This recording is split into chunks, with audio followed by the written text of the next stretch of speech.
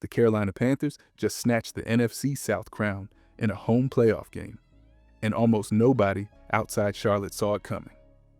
All year, people called this division a joke, said no team from here should host anyone in January. Then an 8-9 record walked right through the front door of the postseason. But inside, that record is a team that hits completely different at Bank of America Stadium. A team that already outlasted the Los Angeles Rams in a wild 31-28 shootout and refuses to act like a soft fourth seed. This is not some cute underdog story. This is a dangerous mix of relief, anger, and belief, finally landing in the same locker room after almost a decade stuck outside the party. At the center of it all is Bryce Young, and the jump he has made under Dave Canales is the kind of thing that can flip a playoff bracket. A year ago, he was running for his life behind a broken line. Now he walks into January with over 3,000 passing yards and 23 touchdowns. And he has done it by calming down the chaos instead of adding to it. When the Panthers needed him most, he outplayed the moment against Atlanta, hung in against Dallas, and kept them alive against Tampa, while everything around him sputtered. When Chuba Hubbard is hammering early downs and Rico Dowdle is bouncing runs outside, when Jalen Coker keeps moving the sticks and Tedairoa McMillan goes over the top, this offense suddenly does not look like a fourth-place roster. It looks like a team that has been waiting all year for 4 clean quarters in front of its own crowd. The part that really scares quarterbacks is what happens on the other side of the ball when they walk into Charlotte and try to throw deep. This Carolina defense has turned into one of the best pass units in football. The same group that frustrated Brock Purdy under the lights and picked off Matthew Stafford multiple times in that Rams win, with J.C. Horn choking off outside routes and Derek Brown wrecking the middle while the rest of the front hunts for mistakes. At home, they make every throw feel tighter, every third down feel longer, and every risky shot down the field feel like a chance to flip the game. But before we talk about how that style matches up with a gunslinger like Matthew Stafford in the playoffs, we have to go back to the part that still sounds crazy on paper and drives half the league insane: how an 8-9 Carolina team climbed out of years of chaos and somehow ended up kings of the NFC South. But before we get into that, hit that like and subscribe button for more Panthers and all the NFL content. Let's aim for 500 likes on this video. Only the NFC South could turn the last slate of games into a full-on roller coaster where 3 different fan bases felt like division champs in the same afternoon. Carolina people were glued to screens, not to watch their own team, but to watch the Atlanta Falcons and New Orleans Saints trade punches, while everything hung on a few drives and a few flags. When Kirk Cousins and the Falcons slipped past the Saints in a tight 19-17 finish, it did not just end one game, it snapped the entire division into a strange kind of balance. Tampa fans were stunned, Saints fans were crushed, and Panthers fans suddenly realized a path that looked dead on Saturday had quietly swung back open by Sunday night. What that win did was pull 3 teams to the exact same place in the standings and force the rulebook to decide who stayed home and who set up a playoff gate. Carolina, Tampa Bay, and Atlanta all landed at 8 wins and 9 losses, a full season of ups and downs ending on the same line. Inside the division, every one of them had a 3-3 mark, so it moved to the next filter, head-to-head games between the 3. That is where all those earlier Sundays paid off. The Panthers went 3-1 in those matchups, the Buccaneers settled at 2-2, and the Falcons sat at 1-3. No drama, no debate. Just the league's own system, handing the tiebreaker to Carolina and giving them the right to bring a playoff game to Charlotte, while Baker Mayfield and the Buccaneers watched from the couch. The funny part is how quickly people jumped from that math to the old argument about who deserves to be in when a team finishes below 500, like style points were part of the standings. The truth is simple. The Panthers put themselves in this spot a long time ago when they took care of division business against Tampa Bay and swept Atlanta, while other teams let chances slip away. They survived close heartbreaks against teams like Seattle, lived through tense moments in Tampa, and still had enough in the bank for the tiebreaker to fall their way once the dust settled. To really understand why this wild, messy path into the bracket means so much to this fan base, you have to rewind to the years when nothing broke their way at all, back to the end of the Cam Newton era and the long stretch where Carolina kept falling farther from nights like this. Before this season, the last time Carolina felt truly dangerous, Cam Newton was dabbing in the end zone, and the whole league was bracing for those deep shots to Ted Ginn Jr. and those body blows from Jonathan Stewart. You had Luke Kuechly reading plays before the snap, Thomas Davis flying around, Josh Norman getting under every receiver's skin, and a defense that made Bank of America feel like a wall. That 2015 run, the Lombardi chase, the noise, the pride, it built an idea in this city that the Panthers were supposed to be a regular problem, not a once-in-a-lifetime moment. When that wave faded, it did not crash all at once. It slowly broke apart, and that made the next few years even harder to watch. When a new owner came in, fans hoped for a clean reset, but instead it turned into a long stretch where nothing seemed to line up. David Tepper was visible, emotional, and the whole building felt loud in all the wrong ways, from sideline frustration to that infamous drink being thrown in the crowd. On the field, the identity slipped away. Cam Newton moved on, and the team cycled through Teddy Bridgewater, P.J. Walker, Sam Darnold, Taylor Heineke, Will Grier, Baker Mayfield, each one walking into a huddle that still carried Cam-sized expectations without Cam-level stability. In the front office, big swings like trading Christian McCaffrey, moving DJ Moore in the deal up to get Bryce Young, and later parting with Brian Burns after turning down a massive offer from the Los Angeles Rams, made it feel like the roster was always in motion but never truly fixed. All of that turnover did something deep to this fan base. People in Charlotte started the fall already braced for disappointment, not because they lost belief in players like Bryce Young, but because they had seen too many plans ripped up before they had a chance to mature. That is why this particular division title hits with a different weight. It is not just about getting back into January, it is about finally seeing a path that does not feel temporary. For the first time in years, the people in charge of the roster and the people calling plays seem to be pulling in the same direction, and that is where the story really turns. With Dave Canales and Dan Morgan stepping into the spotlight as the new core of this rebuild. The biggest change in Carolina is not on a highlight clip, it is on the whiteboard and in the meeting room where the plan finally makes sense. Dave Canales did not arrive with big slogans. He arrived with a clear vision for how he wanted this team to play on offense, on the practice field, and inside the locker room. Dan Morgan took the general manager seat not to chase headlines, but to clean up years of scattered moves and set one direction from the draft room to the sideline. Even the noise around ownership has cooled, which matters, because a quiet owner and a clear chain of command can be as valuable as any free agent signing when a franchise is trying to climb out of the mess Carolina just lived through. You can see their fingerprints all over the roster, especially in the trenches where the last regime let too many cracks form.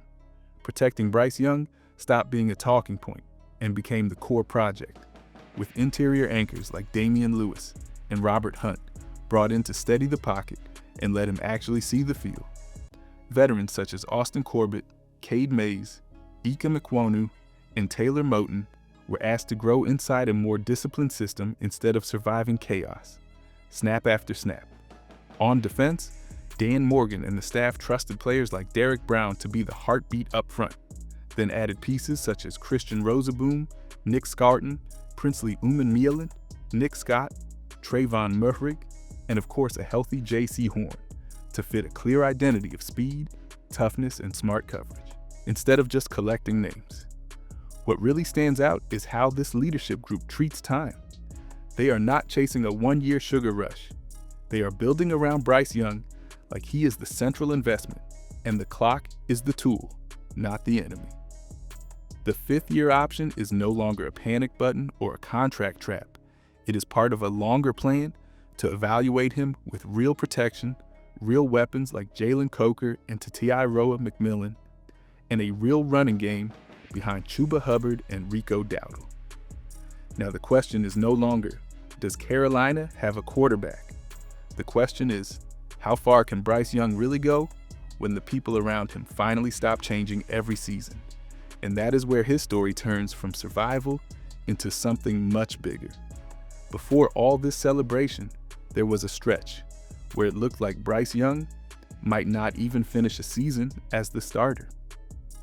Imagine being that first overall pick, then watching Andy Dalton jog onto the field while you stand on the sideline, holding a tablet instead of the huddle. That Raiders game where Dalton stepped in and won, followed by the thumb injury and that scary car accident, twisted the story in a way no one expected. When Bryce Young went back into the lineup after that, he was not walking into a clean situation.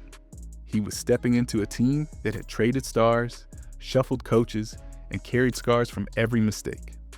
The crazy part is that late last year, against teams like the Kansas City Chiefs, Philadelphia Eagles, Tampa Bay Buccaneers, and Atlanta Falcons, he started stacking drives that looked nothing like the panic tape from his rookie season. This season, he did something even harder than flashing. For a few weeks, he put together a full body of work that actually feels like progress. No one is confusing Bryce Young with the league leader in every category.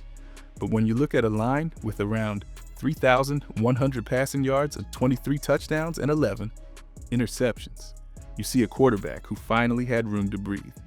In tight spots against Dallas, in those high-pressure games with Atlanta, in the latest battle with Tampa, he did exactly what a playoff quarterback is supposed to do: give his team a real chance in the fourth quarter. When Chuba Hubbard and Rico Dowdle give him a run game, when Jalen Coker moves chains underneath and Tatiairoa McMillan stretches the field, Bryce Young does not look like a project. He looks like the steady center of an offense that has been waiting for the rest of the league to notice. The contract clock makes his rise even more interesting because the fifth-year option is sitting there like a pressure valve and a test at the same time. Carolina does not have to rush into a giant deal. They can use that extra season to see if Bryce Young turns this playoff trip into something bigger, the way Joe Burrow once used his early postseason run to flip the story in Cincinnati. If he flames out and they still have time to adjust. If he lights up January, the price goes up. But the decision gets simple. Either way, the entire league is about to judge him on what he does when the lights are bright and the bracket is set. And while everyone talks about the quarterback, the real secret in Charlotte might be the group on the other side of the ball. The defense that has quietly turned Bank of America Stadium into a place deep. Passing attacks hate to visit. Quarterbacks who live off deep shots are starting to look different when they step into Bank of America Stadium. All week they talk confident. Then the game starts and those easy windows they see on film are gone, swallowed up by tight coverage and a crowd waiting to explode on every breakup. The national talk shows argue about the 8-9 record and Bryce Young. But the quiet truth is, this defense has turned Carolina home games into a bad idea for aggressive passers.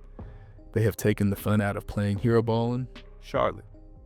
Every time a big name tries to test them down the field, it feels less like a highlight chance and more like a coin flip that might flip the whole night.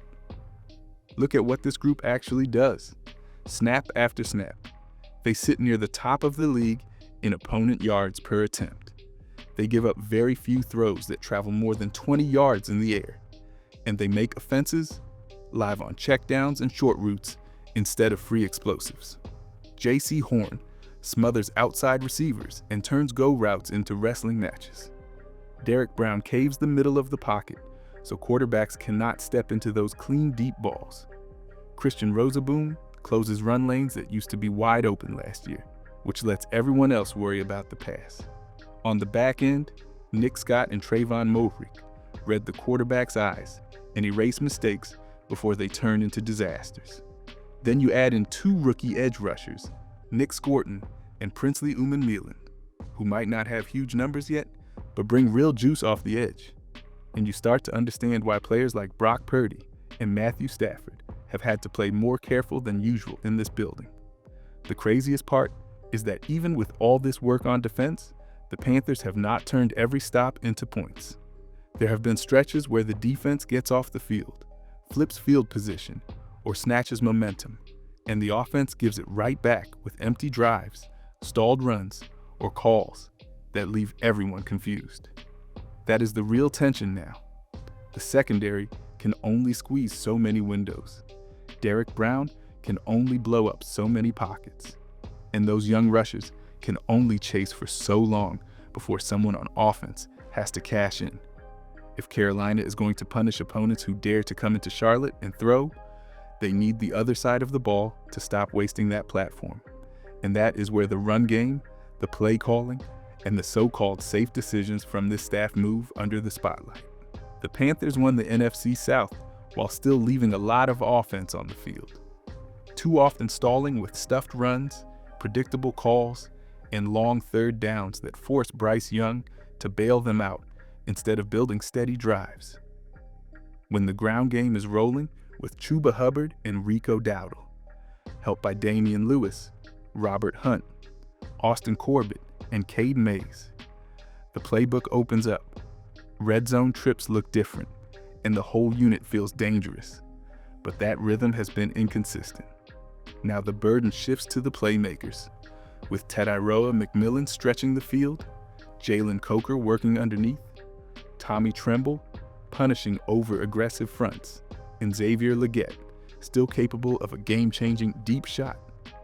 If Bryce Young and Dave Canales can tie all of that together with better early down calls and a cleaner script, Carolina stops looking like a lucky fourth seed and starts looking like a real problem for whoever comes to Charlotte first, whether it is the Los Angeles Rams or a San Francisco defense that already knows how hard this stadium can be.